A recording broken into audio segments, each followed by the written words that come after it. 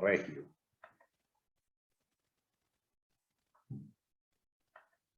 Muy buenas noches a todos y bienvenidos a otra velada más en Valija de Apócrifos.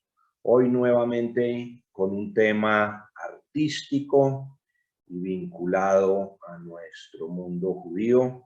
Me da un enorme placer darle la bienvenida a mi querido amigo Roberto Brandwein. Antes de presentarlo, y como siempre, quiero hacer un paréntesis, aprovechando su atención, para comentarles de las charlas que están en fila los siguientes lunes. El próximo 23, y por primera vez, me permitiré subirles una entrevista que hice en días pasados, que por temas de diferencia de usos horarios no se puede hacer en vivo. Pero lunes 23 a las 8 de la noche, tanto en Facebook como en blog, podrán ver y escuchar a mi amiga Eli Rubashkin para hablarnos sobre la guerra en Ucrania, la LGBT-fobia de Putin como herramienta de geopolítica. El día 30 de este mes, la charla de Zoom todavía está por definirse. El 6 de junio tendremos aquí a niñas y mujeres víctimas de las FARC, la Corporación Rosa Blanca. El día 13 de junio, al profesor Enrique Martínez para hablarnos de la influencia de la migración judía en el desarrollo urbano de Bogotá. Y sin más, entonces,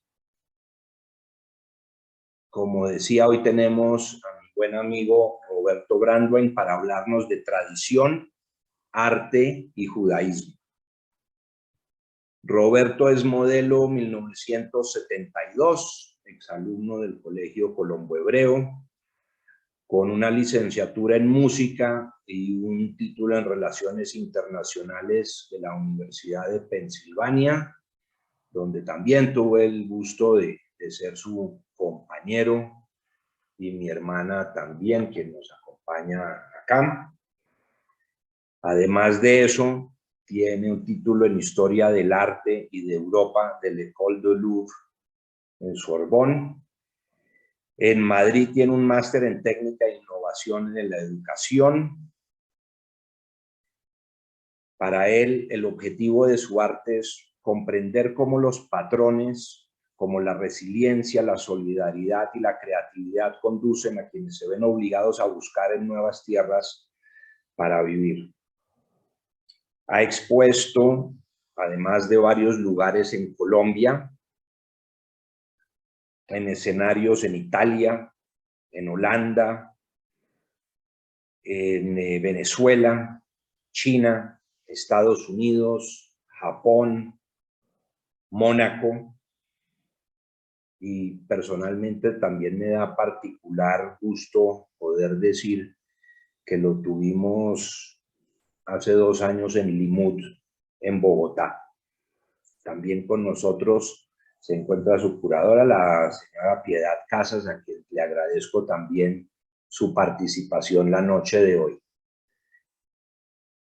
Mi querido Roberto, el micrófono y el escenario son todos suyos. Muchísimas gracias por estar con nosotros esta noche.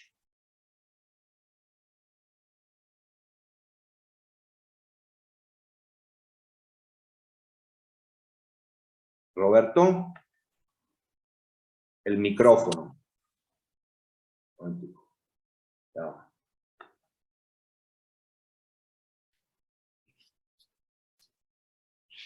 Listo, Listo. Perfectamente.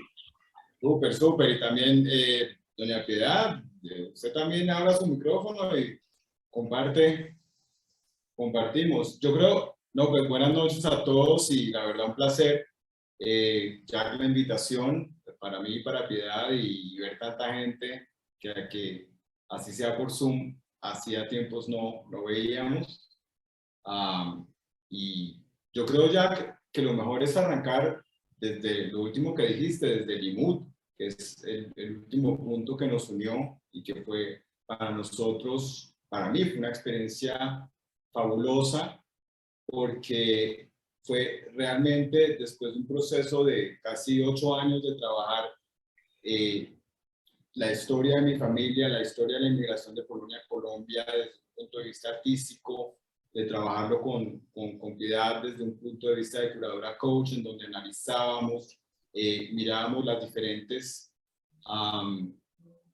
características de los documentos que se iban a poner en la obra de arte, y que finalmente la primera gran exposición que se tuvo fue en Venezuela, en Maracaibo, en el 2017, en el MACZUL, que es el Museo de Arte Contemporáneo del Zulia. Y pues todos sabemos que Venezuela es un país de mucho inmigrante, mucho más que Colombia. Obviamente en estos momentos ya es un país de migrantes, pero la resonancia que tuvo esa exposición fue muy significativa, ya porque había familias de Portugal, familias de España, gente que venía y decía, sí, yo tengo fotos de mi abuelita igualitas, son así, o documentos, pero no era un acto, no era comunitario, era en la Venezuela de 2017, Maracaibo. Nosotros teníamos una exposición en Caracas que nunca pudo ser en el Museo de Arte Sefardí. Pero ¿a qué voy? A que el IMUD, un mes, literalmente 2 semanas antes de la pandemia, fue la primera vez que yo expuse ante la comunidad aquí en Bogotá. Y para nosotros fue muy significativo. Después de un año, como lo fue el 2019, un año en donde estuvimos en Ámsterdam, con el Salón de Arte Judío, en Nueva York, en Florencia, en Italia, en Mónaco, como lo decías, en Japón, donde me gané un premio, y luego en Santa Marta, en Cartagena, todo como una especie de tour de museos. Y literalmente ese tour termina en Limud. Entonces para nosotros es muy significativo. Luego vino la pandemia, entonces yo quisiera hablar del pre-Limud y del post-Limud, si lo podemos utilizar Maravilloso. de esa manera. Sí. Piedad, no sé si quieras comentar algo.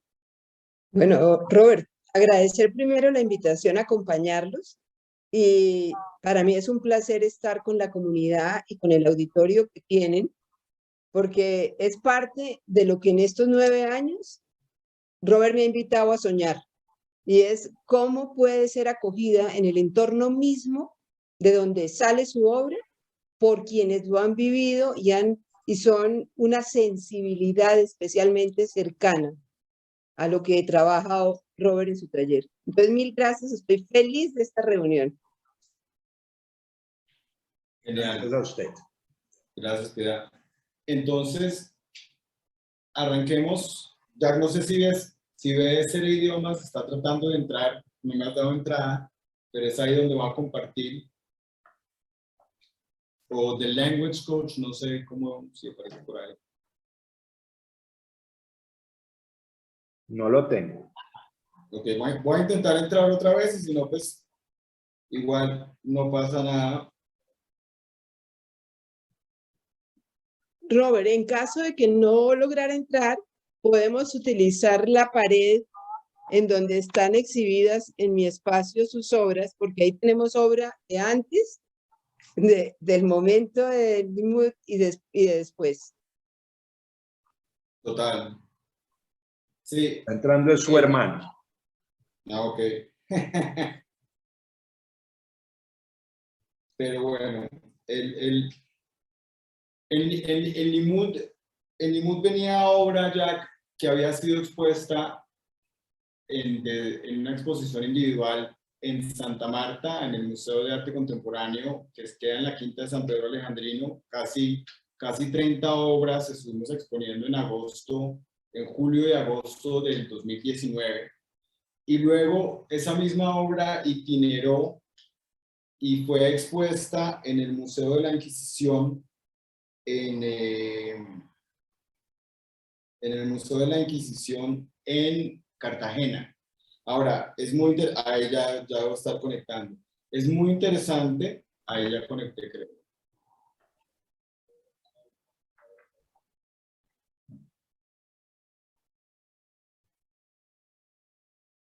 Como hablábamos, Robert, tal vez estos inconvenientes es importante que todos sepan que obedece a que Robert quería que pudieran estar todos ustedes con él en el taller de él. Y ahí es un poco más difícil la entrada al internet. Ya puede compartir. Ok, perfecto. Vamos a compartir.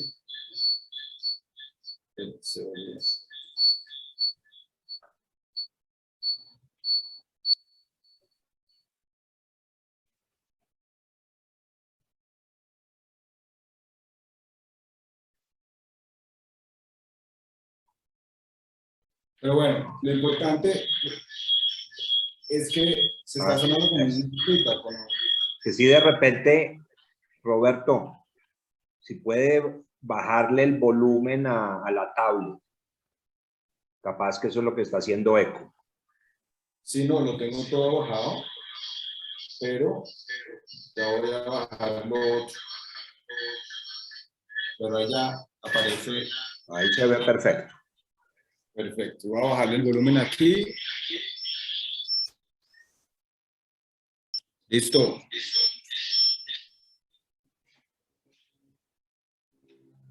Ok, ahí estamos viendo. No, pues espera que sigue el eco. Muy raro. Eso. Ya se fue el eco. ¿Ya? No, volvió. Volvió, sí. Bueno, acá. Muy bien. Listo. Voy a mostrar dos diapositivas rápido y luego ya quito de acá.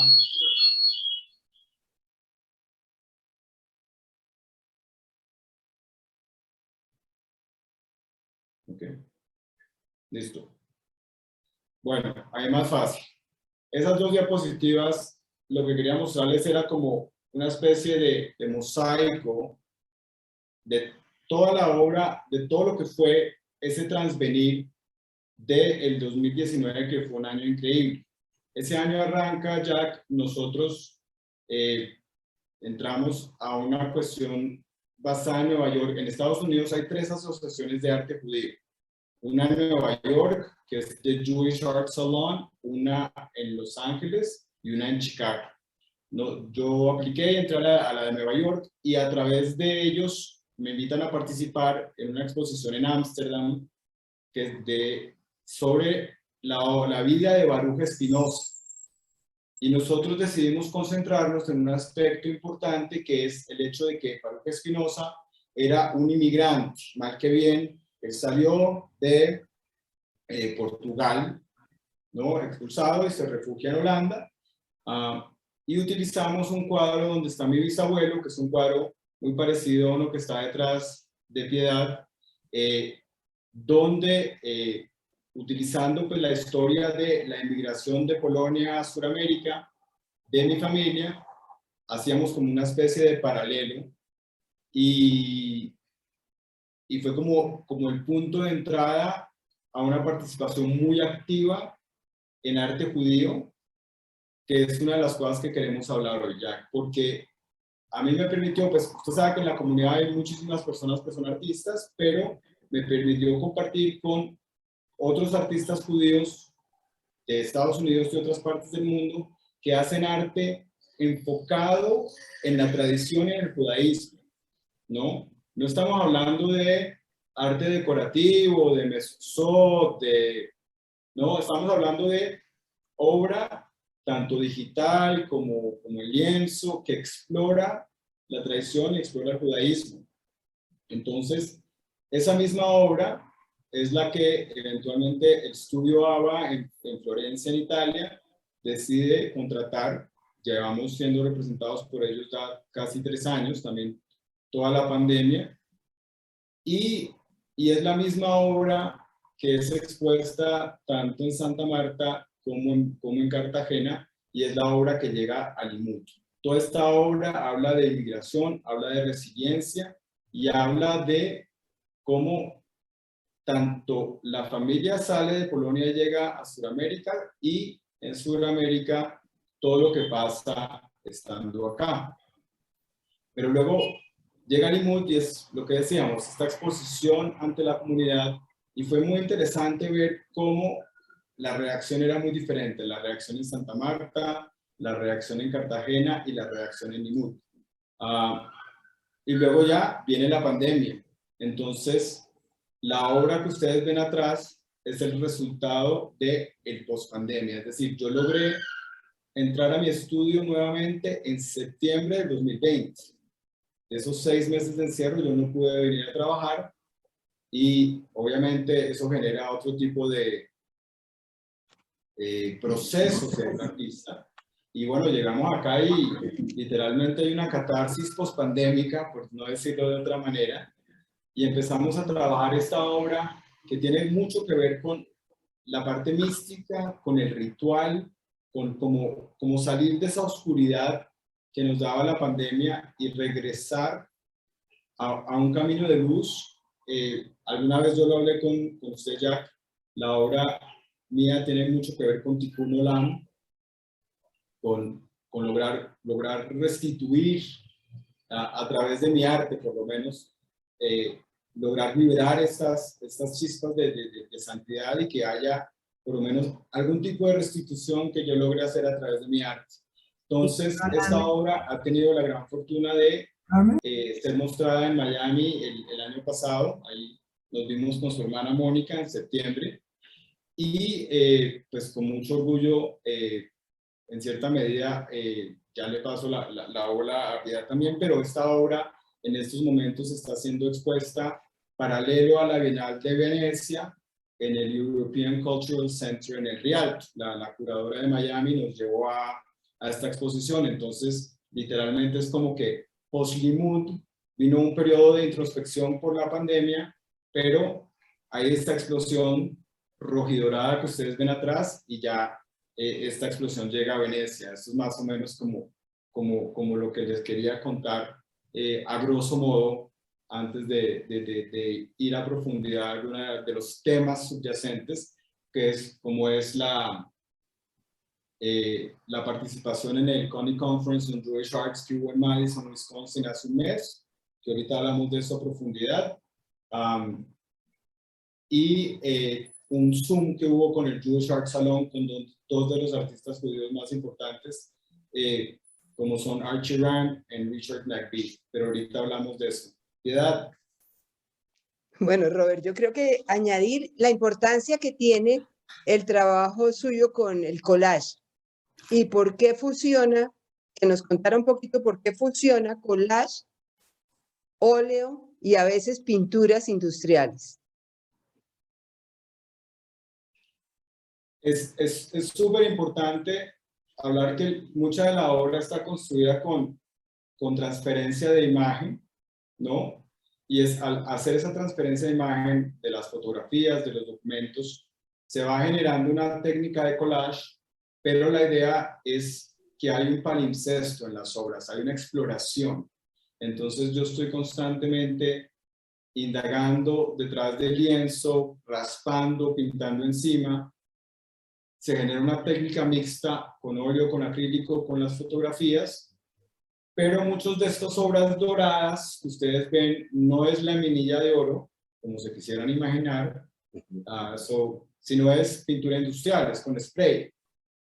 Y gran parte está ligada a que nosotros crecimos en empresas, en industrias, en fábricas, y yo pues me acuerdo todavía ver pues, la fábrica de mi abuelo y de mi papá, y hay toda una mentalidad industrial detrás de los cuadros, por más de que pues, los cuadros no salen como encajes, ¿no? Hay encajes en los cuadros, pero los cuadros no salen. O sea, un cuadro de estos es un cuadro que se puede demorar unos 5 o 6 años en construir, porque son capas y capas y capas. Entonces, por eso es importante esa superposición de materiales. Yo me atrevería casi a bueno, en público, porque en privado en su taller llevamos 9 años casi discutiendo el tema, y es cómo surge esa creatividad del judío en la migración, cómo se manifiesta unas veces en la parte de arte, pero diariamente se manifiesta en la creación de empresa, en la creación de oportunidades, y eso es algo que está presente en toda la trayectoria de la obra de Robert. Cuando toma los últimos metros de encaje de la fábrica de su abuelo, ¿y qué hace con ellos? Cuéntenos un poquito qué hace con las fotografías que toma de la pequeña caja maletín que recibe de su mamá. ¿Cómo es todo ese proceso? Eso fue muy interesante porque cuando mi papá se empezó a enfermar, yo le dije a mi mamá, mira, hay que preservar por lo menos ese lado de la historia. Ahí ella me da una caja con todas las fotos de mi familia de Yellowhoof, y documentos, cartas, además cartas en yiddish, cartas en polaco, y empezamos a construir no una cronología, porque de eso no se trataba, sino era como ir dividiendo los diferentes temas subyacentes en todo este material. Porque pues contar la historia de la familia al final del día, yo creo que todas las ventanitas que están aquí tenemos una historia muy parecida, pero realmente si yo iba a mostrar esta obra al exterior, ¿cuáles eran los temas que íbamos a mostrar más allá de simplemente ser pues una cronología histórica de cómo don Israel y doña Esther llegaron a Colombia en el 30 y pico? Entonces, esos temas, por ejemplo, como la resiliencia, la industria, la solidaridad intercontinental mientras la guerra lo permitió, o antes de todo eso lo empezamos a plasmar en unos lienzos muy grandes que eventualmente fueron expuestos en Maracaibo, en el Mar Sur. Entonces, para mí la verdad, era muy divertido, teniendo en cuenta que mi abuelo, don Israel, llegó por Venezuela, él entró por La Guaira, entró al continente americano. O sea, además, hay una historia muy particular, de esas que todos tenemos, pero a mi abuelo le salió en el pastel, faltando 2 días para llegar a América, le salió con una moneda, y él se fue a quejar, y en el barco le dijeron, no, es que usted es el ganador, y le dieron una muñeca. Entonces, en esa época parece que se paraban los inmigrantes en el barco a ver quién de abajo les daba entrada, por más que tuvieran visa, y a mi abuelo alguien le dijo, ¿cuánto me da por la muñeca? Y él dijo, no, yo se la doy gratis si usted me baja a mí y a mi amigo. Y esa fue la manera como él entró a Venezuela. Nosotros nunca le creímos la historia porque era demasiado fantástica, hasta que un tiempo después otra persona en Cali nos dijo, ustedes son Brandon, vea, yo me acuerdo, yo estaba en el barco con su abuelo y su abuelo entró a América con la muñeca. ¿Por qué cuento la historia? Porque nosotros en Venezuela expusimos un cuadro donde había una niña que era simbólica de la muñeca, y para mí fue muy especial ver la reacción de la gente y poder contar la historia al mucho público, porque a nosotros también eso fue algo que nos sorprendió, esa exposición en Maracaibo, cómo llegó una afluencia de público importante y mucha gente muy interesada en saber la historia detrás. Hablando del tema de los encajes, es una obra grandísima de casi 2x2, con el último rollo de encaje que quedó de la fábrica.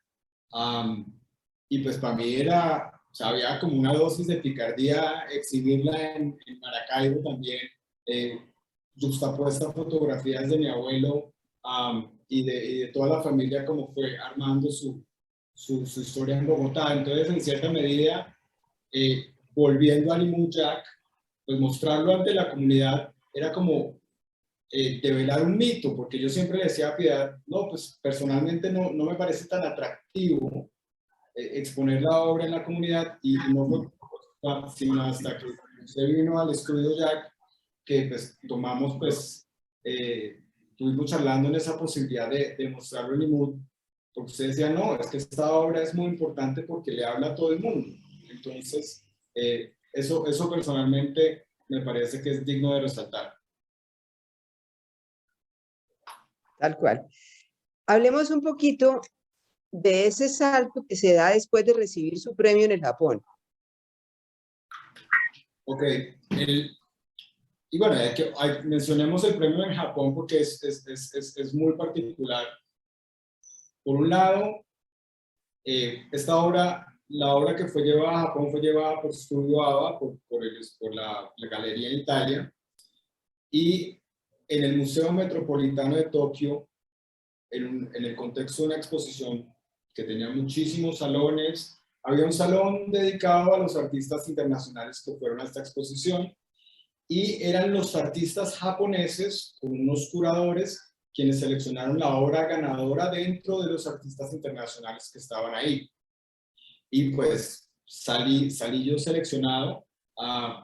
Primero, muy contento porque es el primer premio que me gano como artista y ganármelo en Japón. Pero a mí lo que me parece más importante es, pues, me lo gané en Japón, es decir, una obra que habla sobre la inmigración judía, con fotos de familia, que eventualmente haya tenido una resonancia en un público que uno, pues, no pensaría que fuera a hacerle significativo, para mí fue muy importante. Y entonces, ese premio de Japón, que realmente hay que tener en cuenta que me lo gané en octubre del 2020 y ya de por sí venía después de la exposición en Cartagena. Nosotros no le hemos hecho los suficientes bombos porque vino la pandemia, pero realmente fue muy, muy interesante. Ahora, interesante también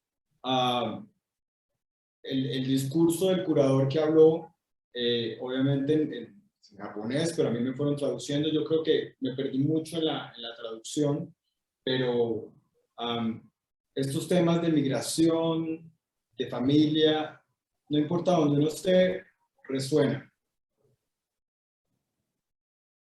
Así es. Robert, y hablemos ahora de lo que tiene detrás suyo.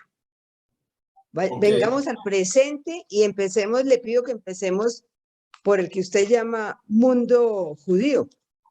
¿Cuál de esas obras es? Esta de acá,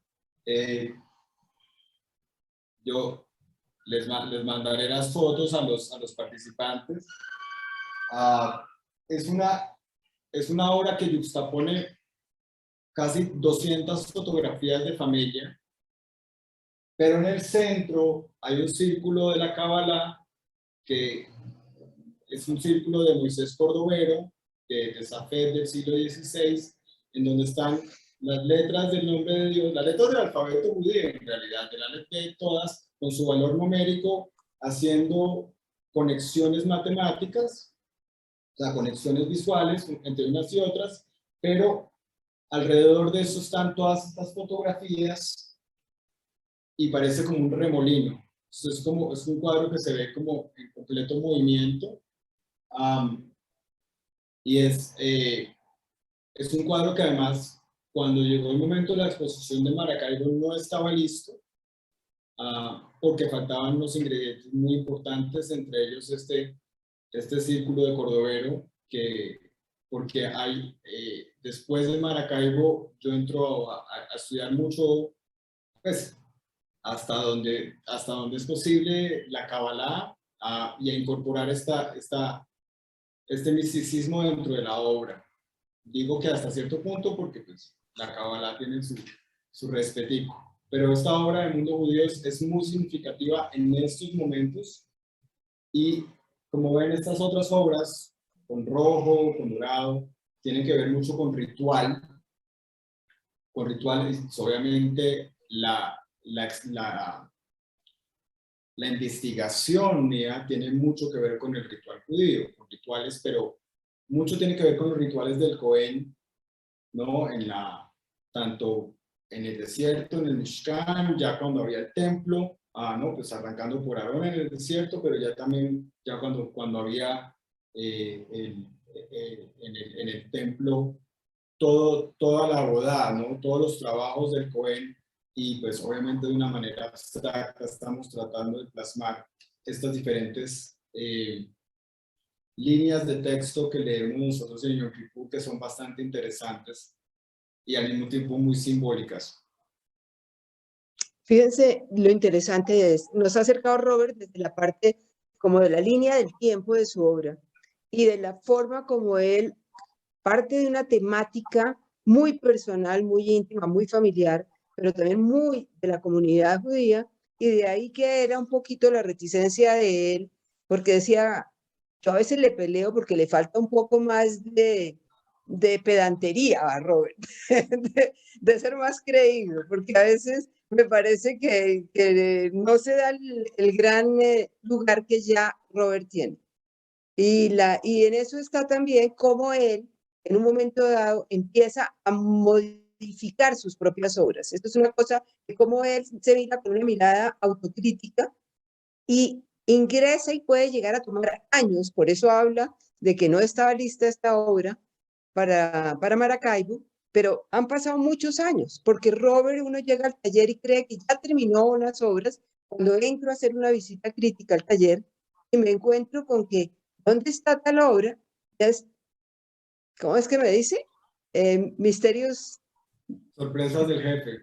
sorpresas del jefe. A veces me da unas sorpresas, pero tremendas. Esta obra que se llama, que es el pueblo judío, es perfecta porque es eso, es la representación exacta de cómo va construyendo la obra y le va adicionando elementos que a partir de haberlo pensado, reflexionado, meditado y investigado, empieza a hacer nuevas exploraciones sobre la misma obra.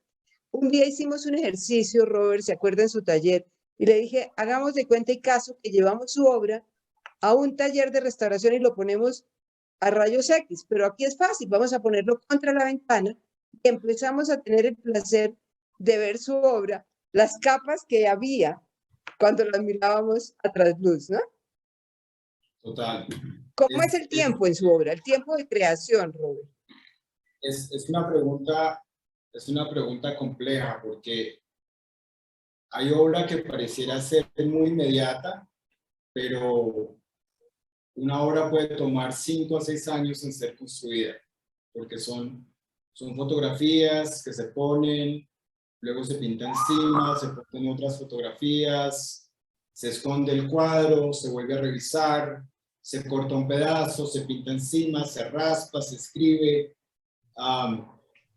hasta que un momento dado o alguien viene al estudio y se lo lleva, o en el trabajo que hacemos con usted dice no lo trabaje más, o yo decido que ya el cuadro está, pero la obra tiene mucho tiempo de cocción. Por eso a veces hay que retenerle la obra, como ese muro que yo tengo acá. Hay que sacarle al artista de las manos para dejarlo que ya siga con su libre creación. Robert, ¿por qué habla de rituales cuando está hablando de esas 4 obras y otras más que componen esa serie que es la de la próxima exposición? Bueno, lo ritual. Uno, por un lado, en el post-pandemia, y ya volver a entrar al estudio, hay una introspección muy importante, que cuando ya empiezo yo a crear nuevamente,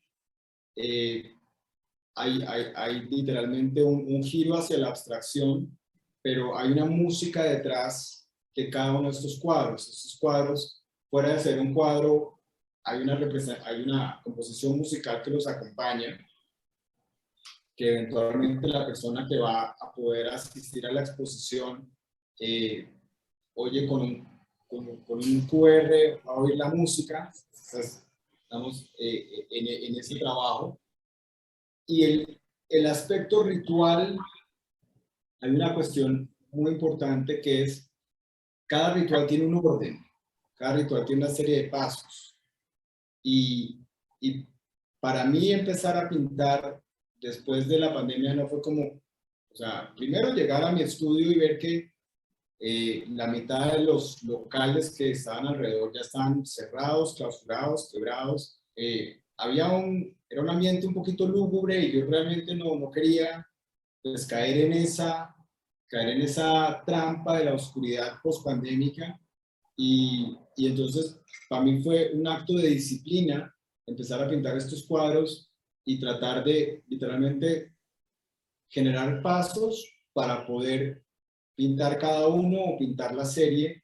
Entonces, por eso la importancia del ritual. Pero al mismo tiempo también está una exploración, pues ya que usted sabe que yo soy Cohen, pues eso dice, ¿no? Exactamente, iba a decir eso. Exacto. Entonces, hay una exploración personal de, pues, hay muchos que le dan o no le dan tanta importancia al ser Cohen, pero decidimos desde el punto de vista artístico y personal resaltar y explorar el valor que tiene ser Cohen en estos momentos y todo el linaje que eso conlleva. Entonces, por eso hay un énfasis en el ritual también en la obra. Pero Piedad, ya que usted menciona, yo creo que es importante hablar de la exposición que tuve en la Universidad de Wisconsin en Madison, ahorita a finales de marzo. Es una conferencia que se llama The Connie Conference on Jewish Art. Es una familia de la Universidad de Wisconsin, con el Centro Judío de la Universidad, dan un dinero para que cada 2 años se haga una conferencia que reúne a artistas judíos, principalmente de Estados Unidos. Pues cuando hablamos de artistas no hablamos solamente de pintores, ¿no? Hablamos de músicos, coreógrafos, escritores, escritoras, gente que hace arte digital. Y yo estuve la primera vez en el 2019, gracias a que un profesor de Georgetown que se llama Ori Soltes, que es un profesor de arte judío, él enseña misticismo, enseña arte y es uno de los pocos expertos que hay en arte judío como tal. Hay como 3 en Estados Unidos y pues tuvimos la gran fortuna de conocer a Ori en Ámsterdam y luego él en Nueva York. Yo recibo un correo donde me dicen: Robert, si puede, véngase a Nueva York a la conferencia porque Ori va a hablar de usted, va a hablar de su obra en el contexto de su charla. Entonces, pues ni cortos ni perezosos nos montamos en el avión y fue mi primera participación en el Connie Conference y además pues muy orgulloso de poder estar en esta conferencia donde pues tuve mis 3 minutos de fama en Nueva York. Pero ya con la pandemia, obviamente, esta conferencia no tuvo tampoco lugar de manera virtual. Y ya este año decidieron volverla a abrir presencial y me llega la invitación a buscar a mandar una ponencia, ¿no? Entonces decidimos trabajar. Obviamente habían ciertas características muy actuales de interdisciplinaridad, de diversidad. Entonces hicimos una charla sobre diferentes personas judías, no necesariamente comunitarias, pero diferentes personas judías en Colombia que han dejado una huella dentro de la sociedad colombiana. Y obviamente pues al final hablé pues de mi arte, no tanto como una persona que todavía yo estoy construyendo la huella que Dios quiera vayamos a dejar. Entonces hablamos de Fanny Mickey como inmigrante judía en Colombia y todo su rol en el Festival de Teatro. Hablamos de Rogelio Salmona y la huella que él dejó en Bogotá con todas sus propuestas arquitectónicas, el uso del ladrillo.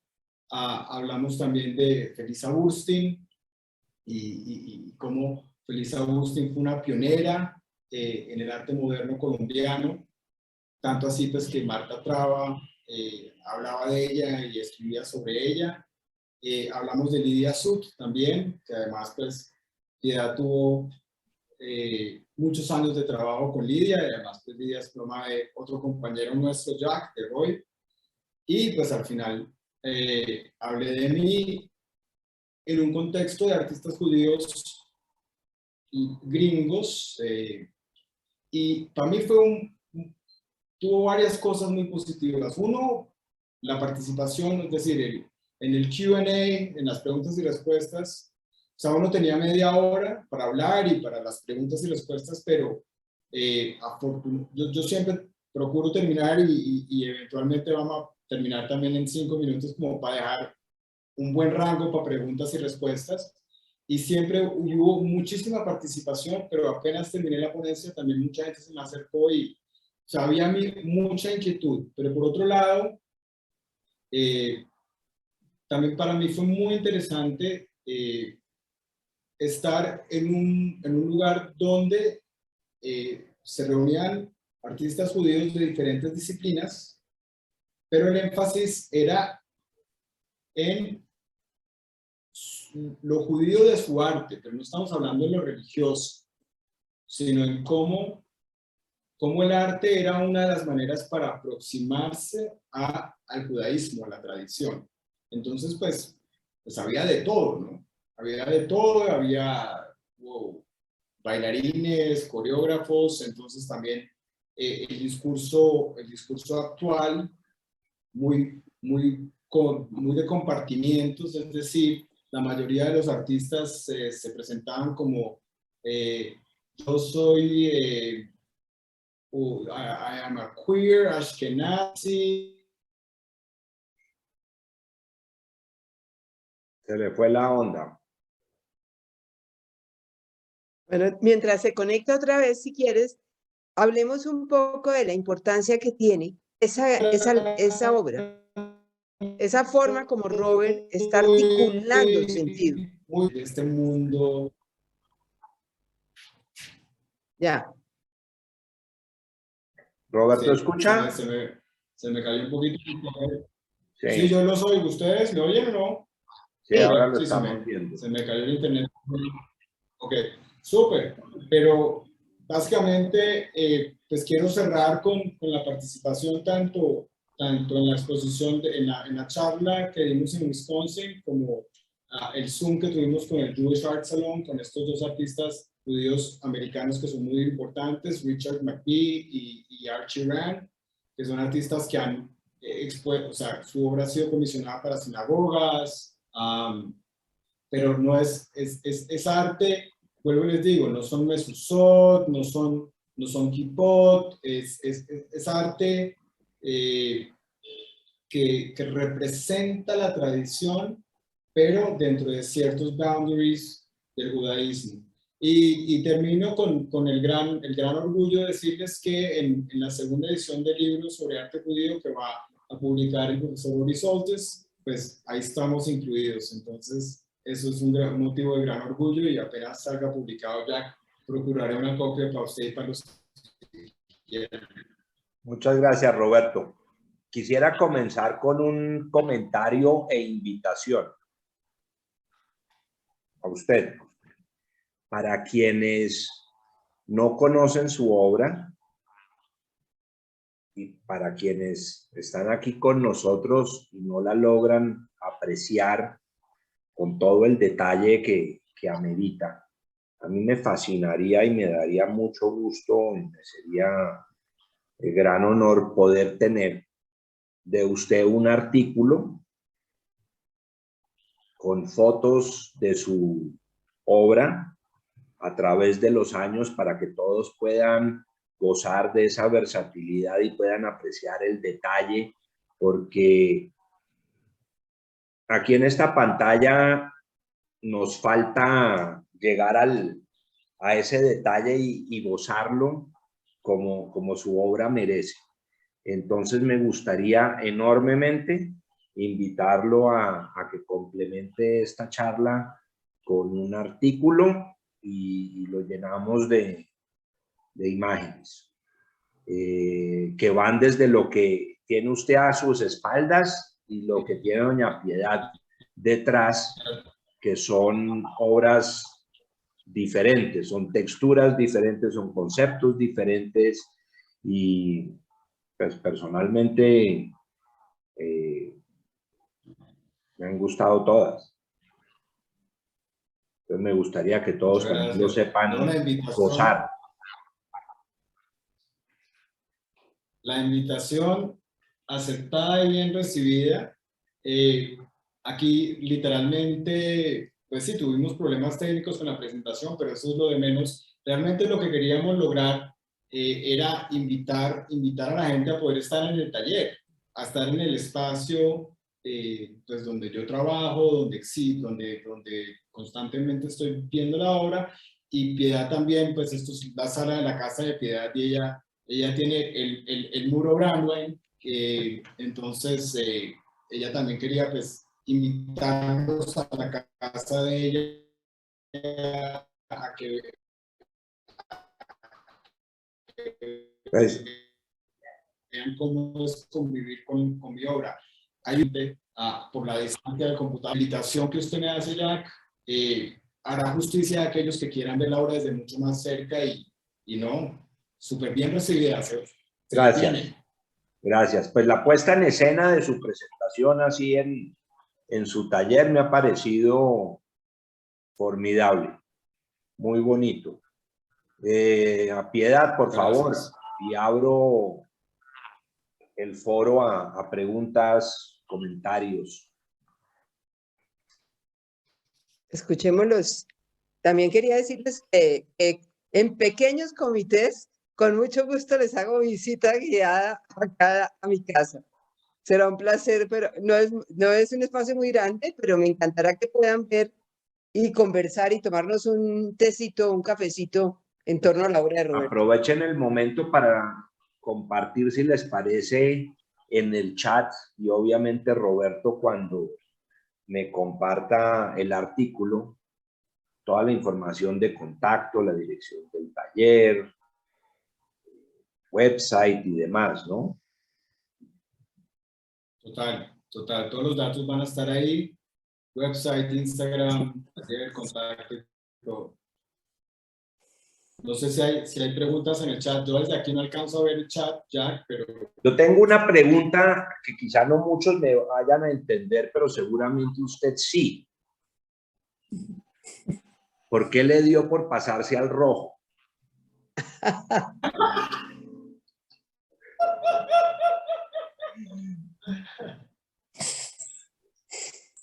Ok.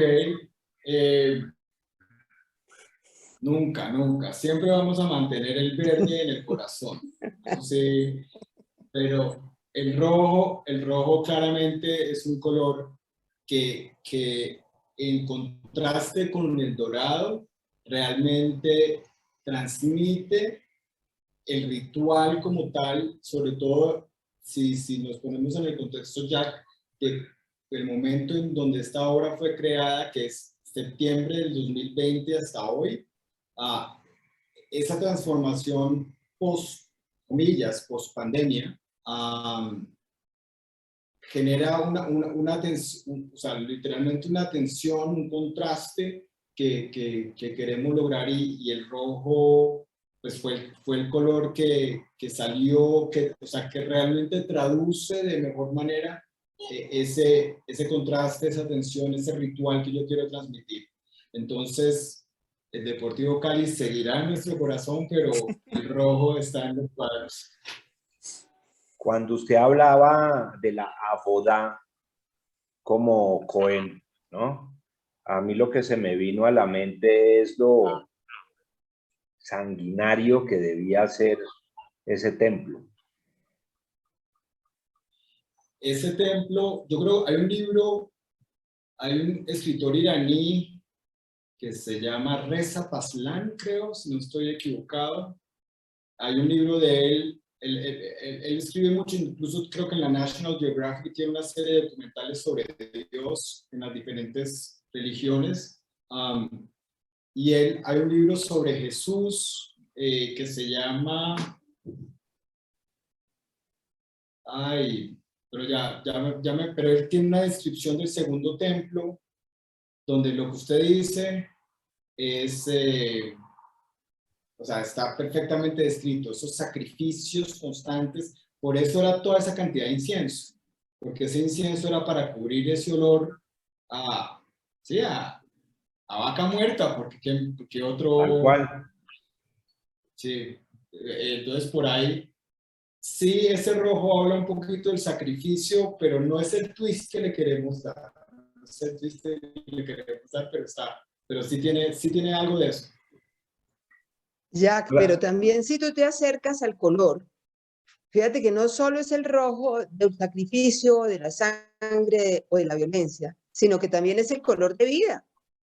Y también es el color de los que se usan, porque era de más difícil consecución la cochinilla para poder producir el rojo, y por eso eran las grandes casas de la nobleza y de los dirigentes tenían el rojo y otros tenían el azul.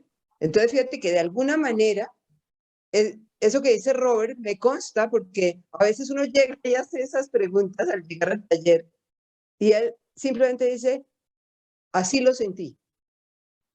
Entonces hay mucho de él que explota espontáneamente dentro de su acto creativo. Y ahora una pregunta en tonos azules, me imagino, y desde otro punto espiritual. José, por favor, el hermano. Ya, quiero contarle que antes de verde fue azul.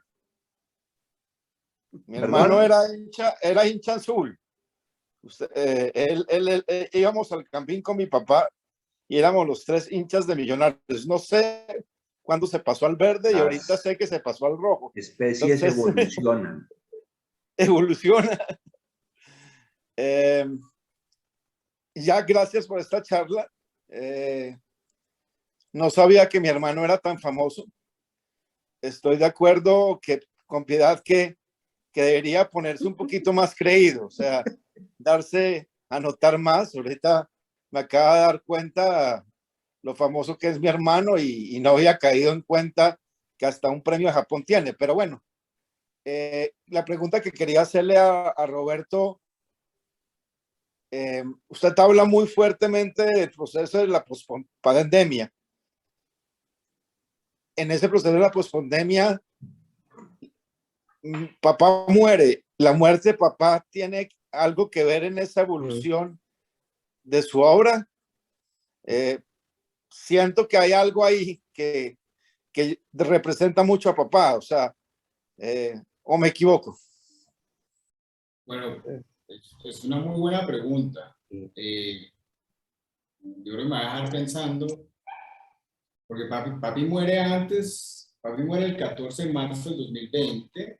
Nosotros logramos enterrarlo con gente pudiendo ir al cementerio, pero ya había gente yendo con tapabocas y la Shiva se cortó por el encierro. La Shiva se cortó en el 2000, o sea, todavía me acuerdo, en marzo 20, un jueves.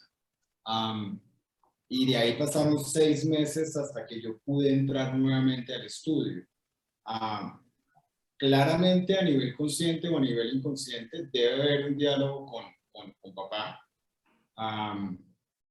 La obra de por sí ya hablaba de los abuelos y de papi, pero claramente y por ahí de pronto honrando la memoria de papi esta exploración del Cohen a través de los cuadros de ritual. Pero si usted no lo pregunta, yo no lo pienso. Pero ya que lo preguntó, obviamente lo vamos a profundizar. Pues de la mano con Okay, este gracias. comentario,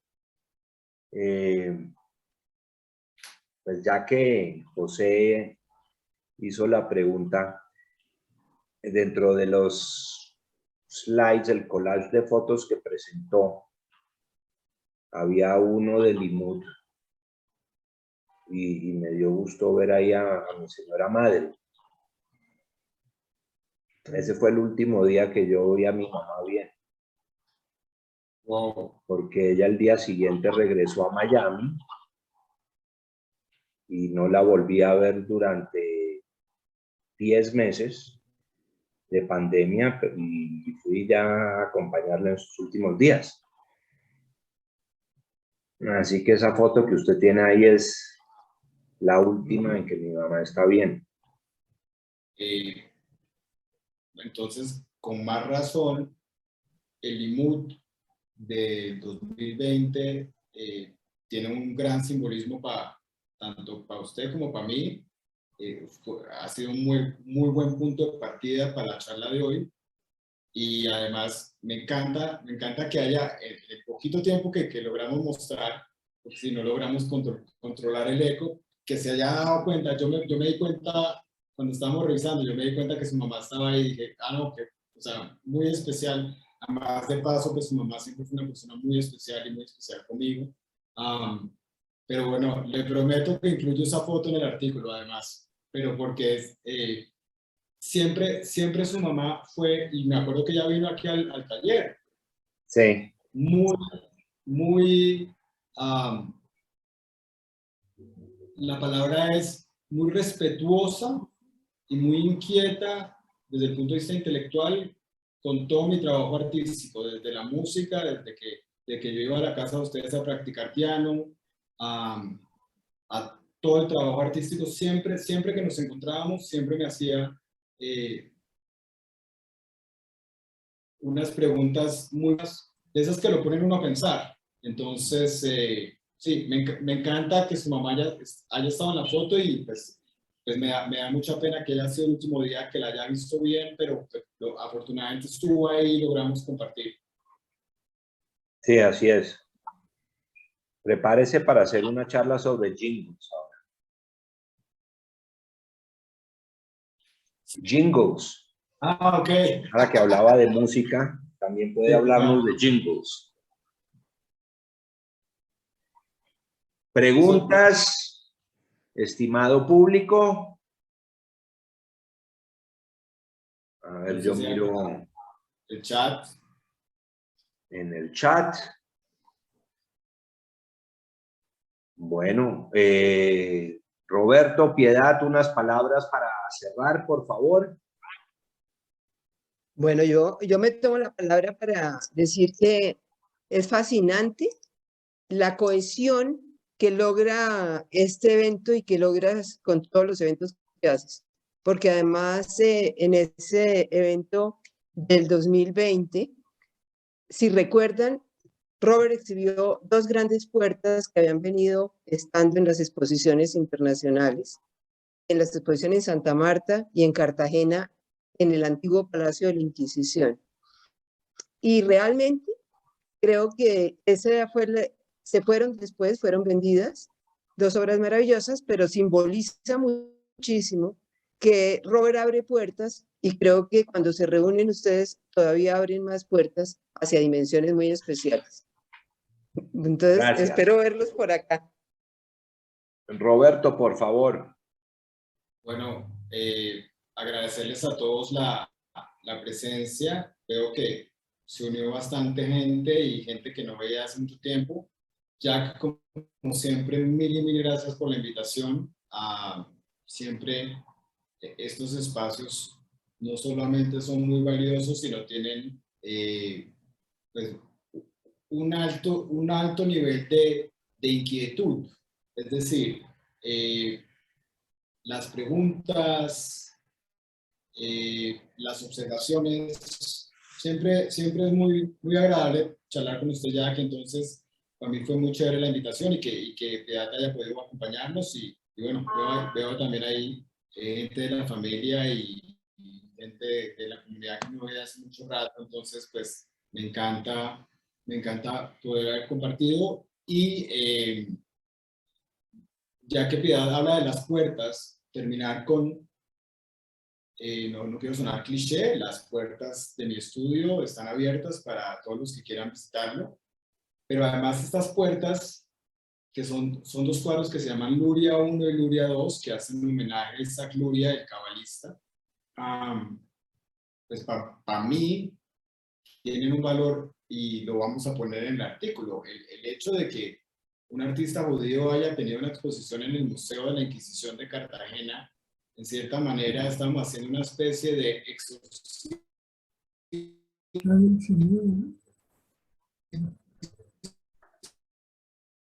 Se le fue la onda. ¿Dónde? ¿Se fue? Ya está de vuelta. Ok.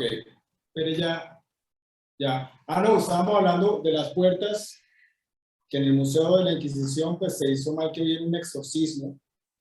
Pues un artista judío exponiendo en el Museo de la Inquisición en Cartagena, estas puertas de Luria realmente abrían y limpiaban. Entonces, era muy simbólico haberlas mencionado y yo creo que es bueno para dar el cierre de la charla, pero al mismo tiempo para dejar una apertura.